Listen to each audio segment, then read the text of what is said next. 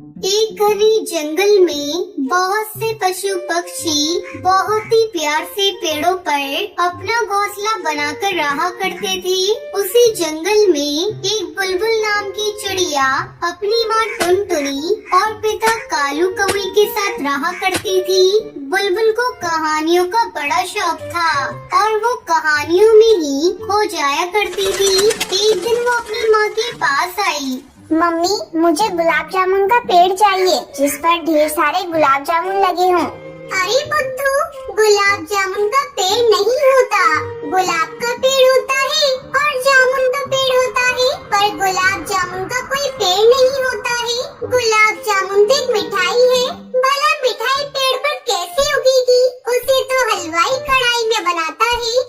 अरे माँ, मैं जानती हूँ कि गुलाब जामुन मिठाई है और हलवाई गुलाब जामुन बनाता है, पर मैंने ये कहानी में गुलाब जामुन के पेड़ के बारे में पढ़ा है और मुझे वैसा ही पेड़ चाहिए माँ। बेटा, ये कहानियाँ सच नहीं होती है, कहानियों में झूठी बातें लिखी होती है। कहानियों के पीछे मत भागो। इतना सुनकर बुलबुल जोर जोर से रोने लगती है। मुझे नहीं मालूम, मुझे गुलाब जामुन का पेड़ चाहिए तो चाहिए। आखिर में उसकी माँ हार मान गई। अच्छा बाबा, ठीक है, मैं तेरे लिए गुलाब जामुन का पेड़ ला दूंगी। अब तो ठीक है ना? माँ की बात सुनकर बुलबुल को तसल्ली मिली, लेकिन टुनटुनी चिड़िया को समझ में नहीं आ रहा था कि वो अपना वादा कैसे निभाएगी और अपनी बेटी के लिए गुलाब जामुन का पेड़ कहाँ से लाएगी। तभी बुलबुल के पिता घर आए तो टुनटुनी ने उन्हें ये बात बताई। अजी, सुनते हो, बुलबुल बहुत जिद्दी हो गई है। अब वो जिद पकड़कर बैठी है कि उसे गुलाब जामुन का पेड़ चाहिए। अरे इतने पेड़ लगा रखे हैं, 2 पेड़ और लगा दो, गुलाब का और जामुन का। अरे नहीं, उसे मिठाई वाले गुलाब जामुन का पेड़ चाहिए। मिठाई वाले गुलाब जामुन? हाँ, तुम ही बताओ, मैं गुलाब जामुन का पेड़ कहाँ से लाऊं? एक काम करो, तुम सुंदरी कौवी से क्यों नहीं पूछ लेती? अरे भाई, तुम्हारी सहेली बड़ी जुगाड़ू है, कोई न कोई उपाय तो बता ही देगी। टुनटुनी फौरन अपनी सहेली सुंदरी कौवी के पास गई। अरे सुंदरी बहन, क्या बताऊं, मेरी बेटी ने जिद पकड़ रखी है कि उसे गुलाब जामुन का पेड़ चाहिए। अरे तो इसमें क्या बड़ी बात है, दोनों पेड़ लाकर घर पर लगा दे, एक गुलाब का और एक जामुन का। तुम समझी नहीं, उसे गुलाब जामुन मिठाई वाला पेड़ चाहिए। ओ, तो ये बात है, तब तो कुछ जुगाड़ लगाना पड़ेगा। क्या मतलब है जुगाड़ लगाना पड़ेगा? भला ये कैसे पॉसिबल है?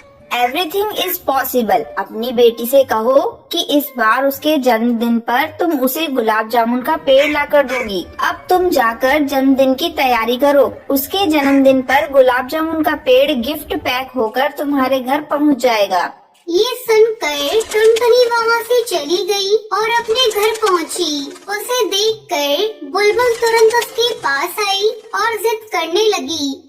माँ, तुमने तो मुझसे कहा था कि मुझे गुलाब जामुन का पेड़ ला कर दोगी। अरे कितने दिन हो गए, तुम मुझे पेड़ कब ला कर दोगी? हाँ मेरी बच्ची, ले आऊंगी। इस बार जब तेरा जन्मदिन होगा तो मैं तुझे गुलाब जामुन का पेड़ गिफ्ट के रूप में दूंगी। वो पार्टी वाले दिन ही गिफ्ट पैक होकर घर पहुंच जाएगा, तो चिंता मत कर। अरे वाह, मैं जाकर अपने सभी दोस्तों को बताती हूँ कि परी कथा वाला गुलाब जामुन का पेड़ मेरे बर्थडे पर गिफ्ट पैक होकर आएगा। मेरे दोस्तों मेरा मजाक उड़ा रहे थे कि तुम मुझे बुद्धू बना रही हो और मुझे वो पेड़ लाकर नहीं दोगी। किसी तरह 2 महीने बीते।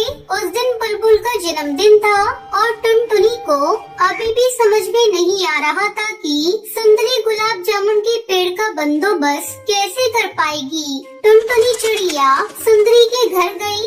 अरे सुंदरी, आज बुलबुल का जन्मदिन है, अब तुम ही बताओ, अब वो गुलाब जामुन का पेड़ कहाँ से आएगा?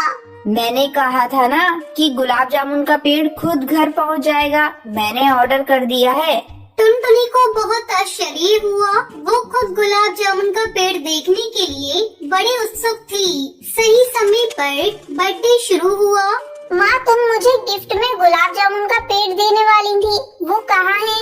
अपनी सुंदरी आंटी से पूछो, उन्होंने ही पेड़ का ऑर्डर दिया है। तुम चिंता मत करो, बस आता ही होगा। तभी घर की डोर बेल बजी। टुनटुनी ने दरवाजा खोला तो एक डिलीवरी पक्षी खड़ा था, जिसके हाथ में बड़ा सा डब्बा था। उसने वो डब्बा टुनटुनी को दिया।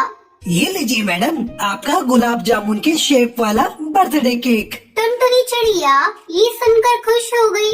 वो समझ गई कि सुंदरी ने क्या प्लान बनाया है। अरे मेरा बर्थडे केक आ गया। जैसे ही केक के ऊपर से डब्बा हटाया गया तो अंदर एक बहुत ही सुंदर सा केक था, जो किसी वृक्ष के आकार का था और उसकी बेलों पर गुलाब जामुन सजे हुए थे। ये देखकर बुलबुल बहुत खुश हुई। अरे वाह, गुलाब जामुन का पेड़। तुम्हें गुलाब जामुन का पेड़ चाहिए था ना?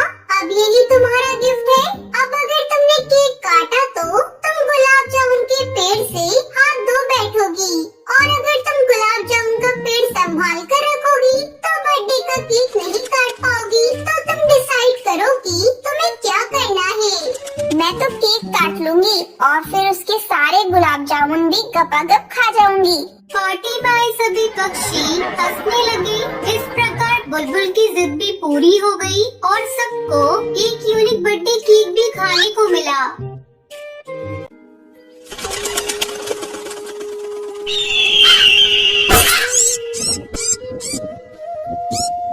रामपुर के जंगल में टुनटुनी चिड़िया अपने माता पिता के साथ रहती थी। उसके माता पिता पुराने ख्यालों के थे।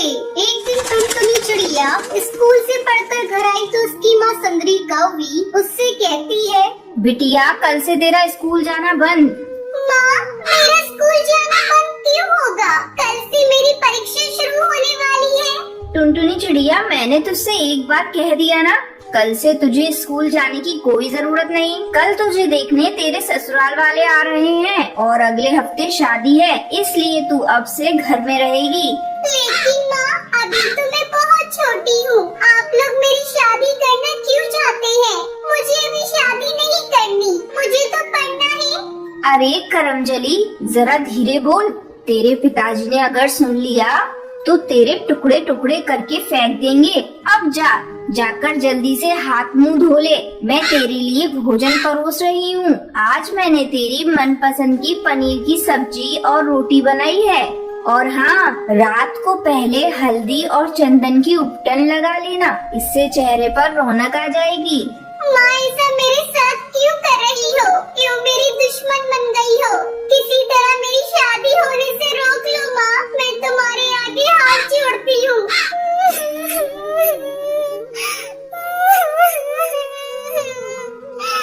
टुनटुनी चिड़िया रोए जा रही थी। तभी वहाँ टुनटुनी चिड़िया के पिता कड़कनाथ सेठ आ जाता है। टुनटुनी चिड़िया उसके पास जाती है। पिताजी, आप मेरी शादी क्यों कर रही है? मुझे अभी पढ़ना है। टुनटुनी चिड़िया, तू कान खोलकर सुन ले, शादी तो होकर रहेगी। लेकिन पिताजी, बाल विवाह तो कानूनन जुर्म है। अगर पुलिस को पता चल गया तो आप सबको जेल हो जाएगी। कमबख्त, तू अपनी बकवास बंद कर। बाल विवाह हमारे जंगल की प्रथा है, इसे कोई नहीं बंद करा सकता, कानून भी नहीं। सुंदरी कौवी, इसे ले जाओ और कमरे में बंद कर दो। मैं मेहमानों के सामने कोई तमाशा नहीं देख सकता। अगले दिन टुनटुनी को देखने उसका होने वाला पति गोलू चिड़ा और उसकी सास टूनी चिड़िया वहाँ आते हैं। गोलू चिड़ा टुनटुनी चिड़िया को पसंद कर लेता है और अगले सप्ताह दोनों की शादी हो जाती है और टुनटुनी चिड़िया की पढ़ाई अधूरी ही रह जाती है। नन्ही टुनटुनी चिड़िया के कंधों पर ससुराल की जिम्मेदारी का बोझ आ जाता है। ऐसे ही दिन गुजरने लगते हैं। एक दिन गोलू चिड़ा बाजार जा रहा था, तभी एक बाज उस पर हमला कर देता है और उसे अपना शिकार बना लेता है। इस तरह टुनटुनी चिड़िया छोटी उम्र में ही विधवा हो जाती है। इस बात का पता जब उसकी माँ सुंदरी कौवी को लगता है तो वो उससे मिलने के लिए आती है। अपनी माँ को देखते ही टुनटुनी चिड़िया चिल्लाने लगती है, चली जाओ यहाँ से, यहाँ क्या करने आई हो तुम? अब मैं तुम्हारी बेटी नहीं, तुम्हारी बेटी तो उसी दिन मर गई थी जिस दिन तुमने इसका बाल विवाह किया था। तुम मेरा घर बसाना चाहती थी ना, देख लो ऐसे बस गया मेरा घर। टुनटुनी बेटा, गोलू चिड़े की मौत ने तुझे पागल कर दिया है। कुछ दिनों के लिए तू मेरे साथ चल, तेरा मन बहल जाएगा। नहीं माँ, मुझे कुछ नहीं हुआ, तुम यहाँ से जाओ। जब तेरी माँ कह रही है तब कुछ दिनों के लिए अपने मायके चली जा। नहीं माँ जी, मैं अपनी अधूरी पढ़ाई अब पूरी करूंगी और घर घर जाकर पक्षियों को समझाऊंगी कि वो अपनी बेटियों का बाल विवाह ना करें। लेकिन बहू तेरी बातों को पक्षी नहीं मानेंगे, क्योंकि बाल विवाह इस जंगल का एक रिवाज है। माँ जी, मैं पक्षियों को समझाने में अपनी जी जान लगा दूंगी। मैं उनसे कहूंगी कि वो पहले अपनी बेटियों को पढ़ लिख कर अपने पैरों पर खड़ा होने दे, फिर उनका विवाह करें। ठीक है बहू, तू जैसा ठीक समझे वैसा कर। अगले दिन से टुनटुनी चिड़िया अपनी अधूरी पढ़ाई को पूरी करने के लिए स्कूल जाने लगती है और स्कूल की छुट्टी होने के बाद टुनटुनी चिड़िया पक्षियों के घर जाती और उन्हें समझाती कि वो अपनी बच्चियों को बाल विवाह ना करे। धीरे धीरे टुनटुनी चिड़िया की बातों का असर जंगल के पक्षियों पर होने लगा। अब जंगल के पक्षी अपनी बच्चियों को पढ़ाने लगे। ये सब देखकर टुनटुनी चिड़िया बहुत खुश होती है और खुशी खुशी अपनी सास टोनी चिड़िया के साथ रहने लगती है।